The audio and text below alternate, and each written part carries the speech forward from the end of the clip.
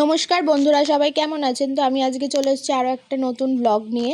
তো আজকে আমি চলে যাচ্ছি আমার বাড়ি, মানে আমার নিজের বাড়ি। আর বাড়িতে এসে দেখছি বোন এদিকে এক্সাম দিতে যাবে বলে রেডি হচ্ছে, আর মা এদিকে হচ্ছে বিড়ি করছে, আর ভাই হচ্ছে ফোন দেখছে মন দিয়ে, আর আমাকেও খেতে দিয়ে দিয়েছে দেখো ডাল আর ডিম ভাজা দিয়ে। আর এদিকে ভাই দেখো যাচ্ছে হচ্ছে র্যাকেট খেলতে, সেটা আবার আমাকে বলছে ভিডিওটা কর। আর এদিকে বোনের হচ্ছে মানে এক্সামের আগে লাস্ট প্রিপারেশন। তারপরে দেখো ও চলে গেছে, আমি এদিকে স্নান টান করে চলে এসেছি, মা এদিকে পুজো দিয়ে দিয়েছে। আর ভাই এদিকে পাঁপড় খাচ্ছে, ও খেলতে যাবে পাঁপড় খাচ্ছে ভাত ফাত খেয়ে। ওকে আমি বললাম যে যারা খেলে তারা কিন্তু এসব খায় না, ও তাও বলছে না খাবো। তারপরে দেখো আমিও লাঞ্চটা সেরে নিলাম, ডাল এদিকে মাছ আর চাটনি দিয়ে।